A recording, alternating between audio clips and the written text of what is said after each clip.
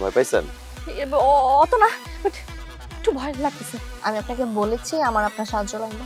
না আপনি বলেননি, কিন্তু আমি নিজ চোখে দেখতে পাচ্ছি আপনাকে সাহায্য করার মতো আশেপাশে কেউই নাই আমি ছাড়া।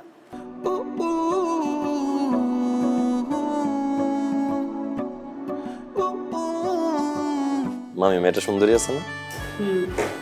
চুলটা দেখছে একদম নায়িকাদের মতো। বিয়ে করলে আমি এই মেয়েরাই করবো, নাহলে আমি সারা জীবন বিয়ে না করে থাকবো, কিচ্ছুই বলতে পারবো না।